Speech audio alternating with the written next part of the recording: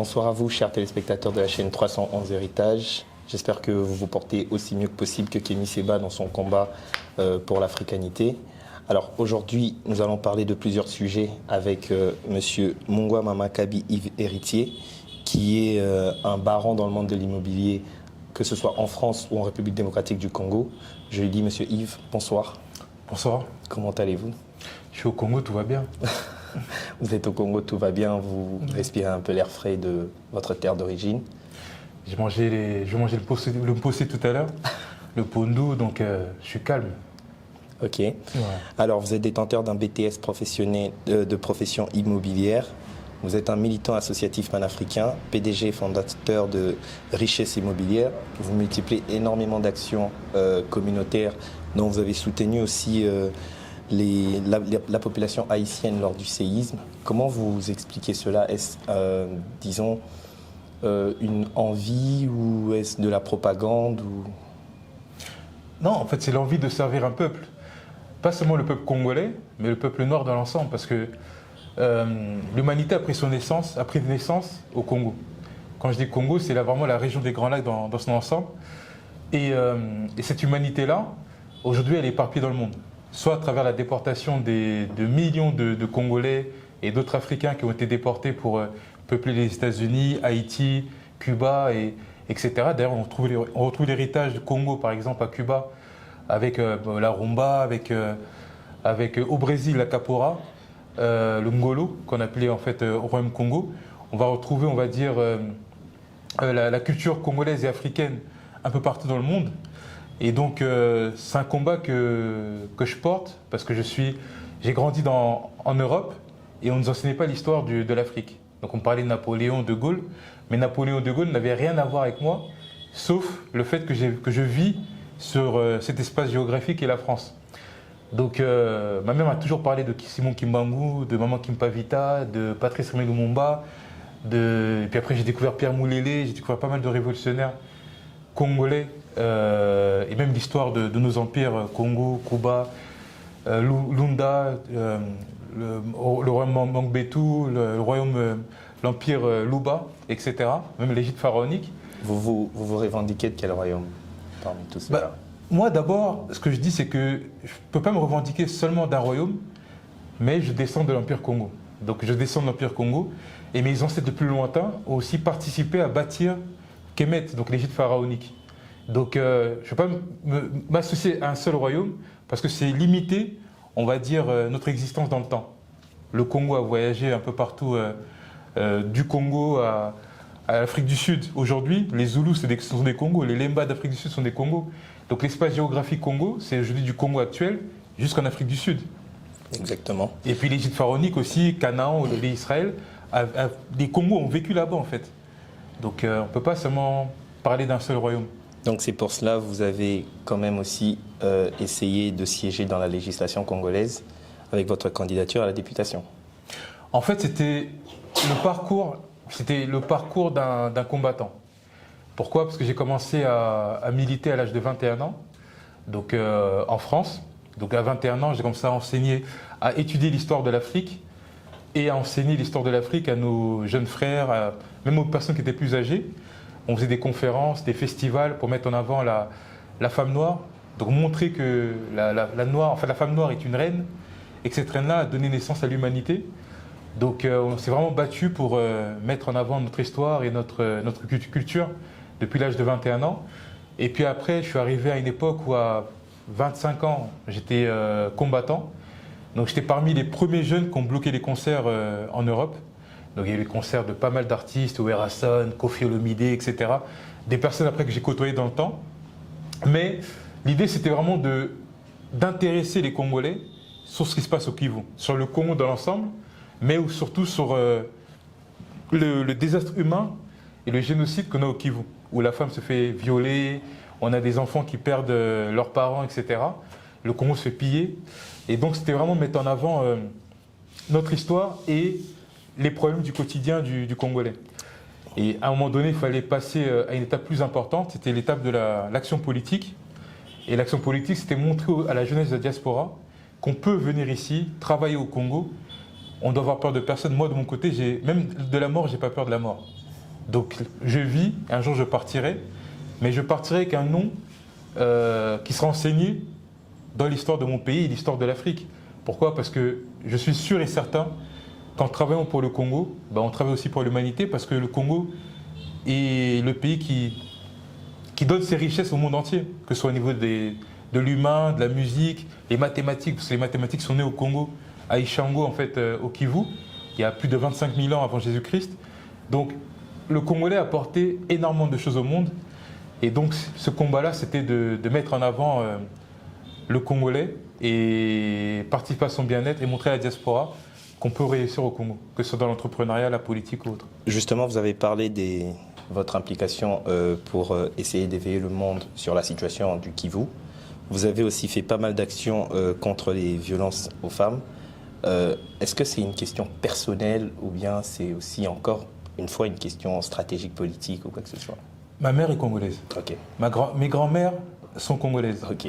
Donc forcément, quand on touche à la femme congolaise, on touche et on bafoue ma dignité, on bafoue ma liberté, ma fierté.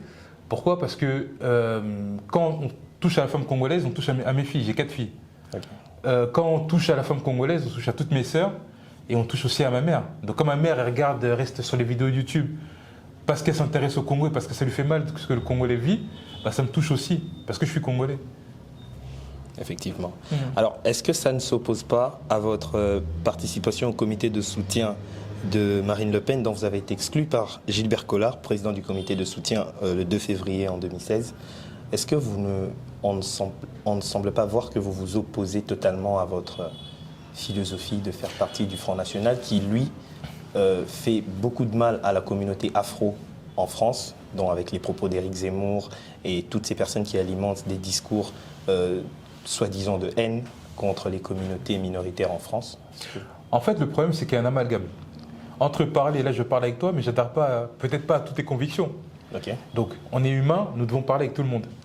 Et la philosophie que j'avais en 2012 et que j'ai toujours, c'est qu'on ne peut pas, les médias ne peuvent pas, que ce soit les médias français ou congolais, me dire avec qui j'ai le droit de parler et avec qui j'ai pas le droit de parler. Donc, je suis quelqu'un de libre intellectuellement. Donc, à l'époque, en 2012, je revenais du Congo. Et avec un groupe de jeunes Congolais de la diaspora, on a voulu parler avec tous les candidats politiques français. Parce qu'on était sur une période électorale. Et le premier parti politique qu'on a contacté, c'était le Front National. Ils nous ont reçus, ils ont écouté nos revendications. On leur a fait comprendre que c'est important d'abolir des monnaies comme le franc CFA, qui sont fabriquées à Limoges en France et qui appauvrissent l'Afrique. Et que c'était aussi important de parler du génocide qu'on a au Congo.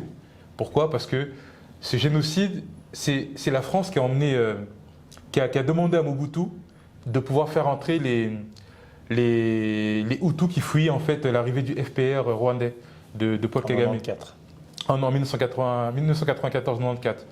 Et donc, c'était important pour nous que les nationalistes français, que le Parti socialiste et tous les autres partis mettent aussi en avant les problèmes africains, parce que le franc CFA appauvrit l'Afrique, les pillages de l'Afrique appauvrissent l'Afrique. Il y a des Congolais ou d'autres Africains qui sont nés en Europe et qui ne peuvent pas en fait accepter qu'on parle seulement de l'Ukraine et pas de ce qui se passe, des guerres qu'il y a au Congo, au Mali, en Éthiopie, etc. Et donc il fallait aussi mettre en avant les problématiques congolaises. Et en parlant avec Marine Le Pen, ça fait un tollé. Tout le monde parlait que de ça, des Noirs sont venus parler avec Marine Le Pen. Ça fait un peu bounty. Alors que quand on est arrivé en fait ce jour-là, il y avait aussi des Israéliens qui venaient d'Israël. Pourtant, beaucoup de les nationalistes français ne sont pas forcément en lien avec parfois d'autres communautés. Et les idées parfois sont contradictoires, etc. Mais c'était le moment de parler avec tout le monde. Après, pour répondre à l'autre question, ou plutôt à l'idée reçue, je pense que nous sommes libres intellectuellement et en tant que nationaliste, on ne peut pas avoir peur de parler avec un autre nationaliste. Exactement. Le nationaliste français, il se bat pour sa nation. Exactement. Donc, les Congolais ne sont pas des éternels mendiants partout dans les pays où ils partent. On n'est pas là pour vivre éternellement dans le pays des autres. On est là pour prendre nos richesses intellectuelles, s'enrichir à l'étranger et revenir bâtir notre pays. C'est notre fierté parce que demain, j'emmène d'autres jeunes Congolais, d'autres jeunes Africains ou d'autres jeunes Européens au Congo. Est-ce que je vais accepter de voir mon pays dans cet état? Pas mon pays, mais au moins la capitale. Parce que quand je vais en province, c'est un paradis écologique. Mais Kinshasa aujourd'hui, qui est la capitale, qui est la première vitrine du Congo, il y a pas mal de choses à gérer. Donc, nous, en tant que nationalistes congolais, c'est important de parler avec tout le monde, ne pas avoir de limites et de mettre en avant les intérêts congolais dans toutes nos discussions. Même si je sais que la France, j'aurai toujours une attache avec la France, c'est normal, mais le Congo est dans mon sang. Justement, parlons alors de votre activité immobilière. Vous avez énormément investi dans l'immobilier en France, que ce soit en République démocratique du Congo. Aujourd'hui, comment vous jugez votre activité? Est-ce qu'elle est productive en termes sociétaires pour les Congolais, les Africains que vous portez aide? Est-ce qu'elle est productive? Productive, oui, bien sûr, parce que ça permet à beaucoup de Congolais déjà d'être logés. Vous savez ça fait longtemps que le noir combat. Et dans tous les programmes politiques de nos leaders, que ce soit Malcolm X, les Black Panthers, etc., la question du logement a toujours été une question centrale, que beaucoup n'ont pas encore résolue en fait en Europe ou aux États-Unis, parce que la discrimination au logement continue en France, malgré soi-disant que c'est un pays avec toutes les libertés, etc., et que la justice aussi, c'est un pays soi-disant très juste, etc., mais en réalité, quand on vit en France, on sait qu'il y a la discrimination au logement. Donc, le fait de s'organiser dans l'immobilier, eh ben, ça permet à des familles africaines, mais aussi à d'autres clients, de pouvoir vivre heureux. Une famille qui vit dans un toit avec un certain confort, c'est une famille qui vit dans la sécurité. Mais une famille qui vit dans le mal logement, avec parfois des rats dans la maison, avec parfois des menaces d'expulsion, qui vit avec la peur, parce que soit elle n'a pas de papier, soit parce que elle n'est pas en capacité de payer son loyer, soit parce qu'elle n'est pas, elle vit dans un ghetto, parce qu'il y a des endroits qu'on peut appeler des ghettos, et donc les ghettos, c'est pas seulement en Afrique, il y a des ghettos en Europe, et donc dans ces ghettos, on pousse les Africains à vivre dans ces ghettos. Mais comment avoir une meilleure éducation pour les enfants quand on vit dans un ghetto où la population est pauvre? Mon but, c'est de créer de la richesse à travers l'immobilier et permettre à un maximum de personnes de pouvoir être logées, de créer de la richesse et grâce à cette richesse-là, aussi d'investir à l'international et surtout en Afrique. Alors, vous proposez seulement une solution immobilière ou vous avez d'autres solutions extra-immobilières pour... Non, Richesse Immobilière aujourd'hui, Richesse Immobilière a été créée en 2010, donc il y a 12 ans d'existence, mais Richesse Immobilière, c'est un groupe aujourd'hui. C'est-à-dire qu'on a Richesse Construction pour tous les projets de construction de maisons, de villas au Congo, avec des facilités de paiement en plusieurs fois, avec des systèmes de tontine immobilière, donc Likelemba et Andaku, pour permettre à la diaspora d'investir plus facilement au Congo, sans passer parfois par les systèmes de crédit, parce que les crédits sont limités à 5 ans au Congo avec des mensualités importantes, des taux d'intérêt importants.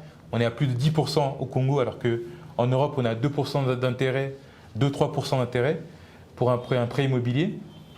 Et donc on a Richesse Construction, on a Congo Dream qui est un tour opérateur qui permet à la diaspora et aux étudiants congolais ou même les Congolais qui vivent ici au pays de redécouvrir le pays avec des visites touristiques. On emmène la diaspora et la jeunesse congolaise à visiter des sites comme Zongo, les chutes de Zongo, Mboué-la-Loge, les chutes Vampa de Kimpese, etc.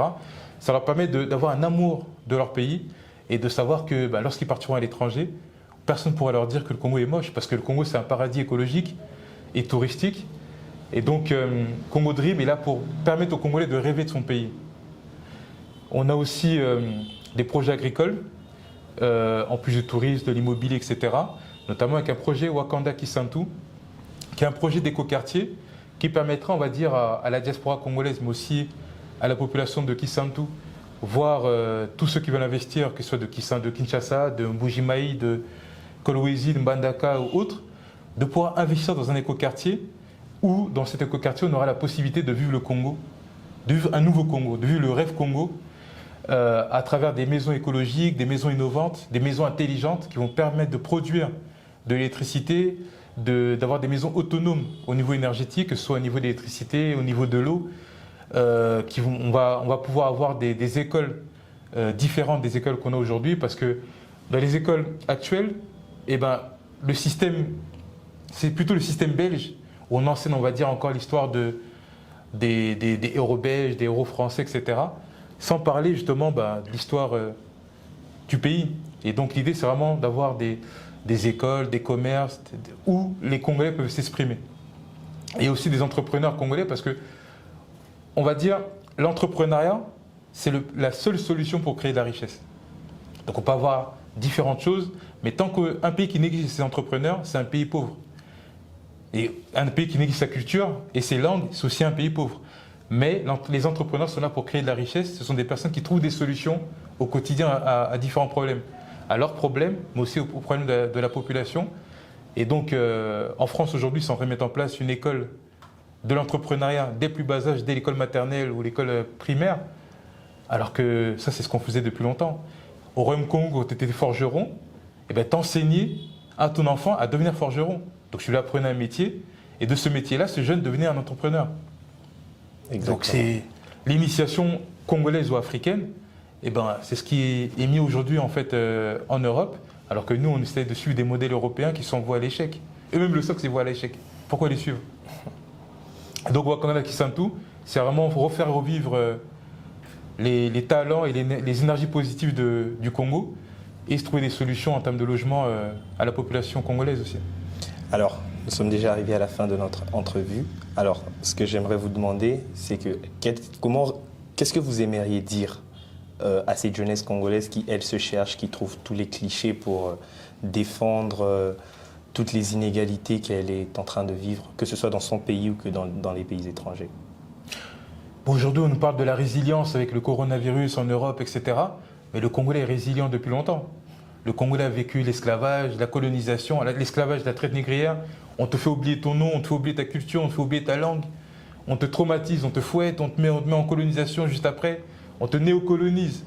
Avec la néocolonisation actuelle, on t'envoie en fait Le Congolais, c'est le peuple qui a vécu le plus de traumatisme. Mais c'est un peuple qui est fort. On a vu avec les inondations aujourd'hui, en fait il y a quelques mois, ou quelques semaines plutôt, on a vu que les Congolais s'entraidaient, on a vu que les Congolais se battaient pour trouver des solutions comme ils l'ont toujours fait. Donc c'est un peuple qui est très résilient. Et donc je suis fier d'être Congolais, je suis fier de participer au bonheur d'autres Congolais. Et donc il faut continuer à vivre, à se battre en tout cas pour avoir une meilleure vie. Et puis il faut penser à la solidarité, parce que encore plus de solidarité, parce que le jour que les Congolais seront solidaires, le monde aura peur. Le Congo a toutes les richesses. Quel pays a autant de richesses? À chaque fois qu'on trouve une nouvelle richesse, une nouvelle matière première ou un nouveau minerai, on le trouve au Congo. Donc la révolution automobile, c'était le caoutchouc en fait qui était pris entre le Bandundu et puis l'Équateur. Quand on parle de la révolution nucléaire, les bombes Hiroshima et Nagasaki, c'était à la mine de Shikoku au Katanga.